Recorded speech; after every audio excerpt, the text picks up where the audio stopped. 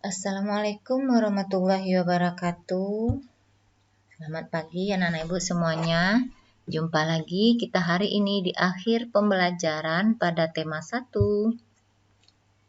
Bagaimana kesannya selama pembelajaran kita di tema 1? Apakah anak-anak ibu ada senang belajarnya? Alhamdulillah anak-anak ibu ada senang ya belajar. Ibu bersyukur sekali karena walau dalam keadaan kondisi apapun, anak-anak ibu tetap senang, gembira, dan tetap giat. Baiklah, di akhir pembelajaran di tema 1 ini, anak-anak ibu kita hari ini belajar tema 1, selamatkan makhluk hidup, subtema 3, selamatkan hewan dan tumbuhan pada pembelajaran ke-6. Nah, pada akhir pembelajaran nanti, anak-anak ibu akan yang pertama menentukan ide pokok tiap-tiap paragraf. Yang kedua, membuat simpulan dari teks bacaan. Yang ketiga, menunjukkan perilaku bersyukur. Yang keempat, membuat gambar ilustrasi salah satu tumbuhan Indonesia.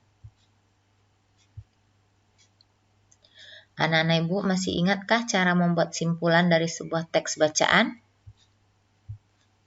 Kita ingat-ingat kembali ya. Cara membuat simpulan dari suatu teks bacaan adalah yang pertama, anak-anak ibu harus membaca suatu teks bacaan itu secara utuh terlebih dahulu. Baca dengan teliti dan dipahami dengan seksama. Kemudian anak-anak ibu tentukan ide pokok masing-masing paragrafnya. Nah, yang kemudian baru kita hubungkan ide pokok tersebut. Ide pokok tiap-tiap paragraf tersebut kita hubungkan dengan kata-kata kita sendiri seringkas mungkin. Nah, itulah cara kita membuat simpulan dari suatu teks bacaan. Kita coba praktekkan dengan teks bacaan yang berjudul Daun Pandan Wangi. Daun pandan wangi adalah tumbuhan semak. Daun ini banyak tumbuh di negara-negara Asia Tenggara. Di Indonesia, tanaman pandan disebut dengan tanaman dengan nama pandan wangi atau pandan rampe. Penduduk Thailand menyebutnya dengan nama Bai Tui. Di Vietnam, daun pandan dikenal sebagai La Dua. Helai daun pandan berbentuk pita, tipis, licin, dan berujung runcing. Ukuran panjang daun pandan adalah 40-80 cm dengan lebar 3-5 cm. Daun pandan berwarna hijau. Masyarakat memanfaatkan daun pandan sebagai rempah-rempah dan sebagai bahan baku pembuatan minyak wangi. Daunnya harum apabila diremas atau diiris-iris. Tanaman ini sering digunakan sebagai bahan penyedap, pewangi, dan pemberi warna hijau pada masakan. Nah, itulah tadi teks bacaan yang berjudul Daun Pandan Wangi. Nah, langkah-langkah yang harus anak-anak ibu ikuti dalam menentukan simpulan paragraf, kita ingat kembali. Yang pertama, kita tentukan ide pokok. Kita baca bacaannya ini dengan teliti dan seksama. Kemudian kita tentukan ide pokok masing-masing paragraf. Kemudian masing-masing ide pokok tersebut kita hubungkan dengan menggunakan kata-kata kita sendiri atau kalimat kita sendiri. Kita coba menentukan ide pokok masing-masing paragraf pada teks bacaan Daun Pandan Wangi ini terlebih dahulu. Nah, ide pokok paragraf pertama ini terdapat di kalimat utamanya, yaitu daun pandan adalah tumbuhan semak. Jadi di sini ide pokoknya. Kemudian paragraf kedua, kalimat utamanya ini helai daun pandan berbentuk pita, tipis, licin, dan berujung runcing. Kemudian ide pokok paragraf ketiga terdapat pada kalimat utamanya, masyarakat memanfaatkan pandan sebagai rempah-rempah dan sebagai bahan baku pembuatan minyak wangi. Nah, sekarang kita lihat ide pokoknya. Ide pokok masing-masing paragrafnya tersebut adalah pada Paragraf pertama, daun pandan adalah jenis tumbuhan semak. Yang kedua, bentuk dan ukuran daun pandan, ide pokoknya. Kemudian ide pokok yang paragraf ketiga adalah manfaat daun pandan sebagai rempah dan bahan baku pembuatan minyak wangi. Nah, itu adalah tiga ide pokok yang terdapat pada 3 paragraf pada teks bacaan pandan wangi tadi. Kita coba lagi membuat simpulan dari paragrafnya, dari teks bacaannya.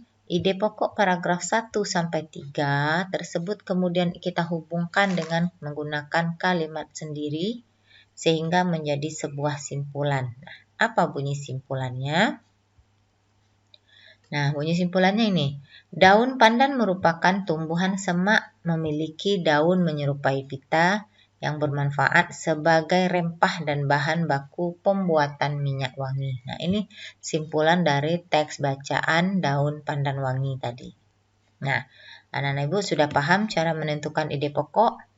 Nah, di akhir pembelajaran nanti anak-anak ibu juga akan menentukan ide pokok dan akan menentukan simpulan dari teks bacaan. Nah, teks bacaan yang akan anak-anak ibu buat nanti pada sebagai bahan latihan di akhir pembelajaran ini adalah Anggrek Bulan Puspa Pesona Indonesia. Kita baca sama-sama dan sambil kita pahami. Anggrek bulan merupakan salah satu bunga nasional Indonesia. Anggrek bulan ditetapkan sebagai Puspa Pesona Indonesia. Anggrek bulan ditemukan oleh seorang ahli botani dari Belanda. Di Indonesia, anggrek bulan pertama kali ditemukan di Maluku. Setidaknya ada 60 jenis varietas anggrek bulan dan memiliki nama daerah seperti anggrek wulan itu di daerah Jawa dan Bali. Kemudian anggrek terbang atau di Maluku, anggrek menur di Jawa. Anggrek bulan memiliki ciri khas kelopak lebar dan berwarna putih. Saat ini sudah banyak anggrek bulan hasil persilangan atau anggrek bulan hibrida yang memiliki corak dan warna yang beragam.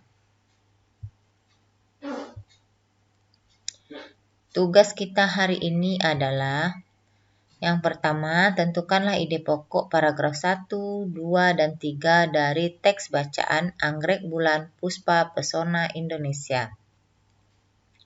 Tugas yang kedua, buatlah simpulan dari teks bacaan Anggrek Bulan Puspa Pesona Indonesia.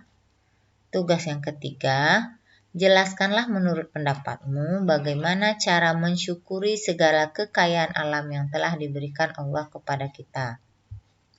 Dan yang terakhir tugasnya, buatlah gambar salah satu jenis bunga anggrek pada buku gambarmu, kemudian berilah warna yang sesuai dengan bentuk aslinya.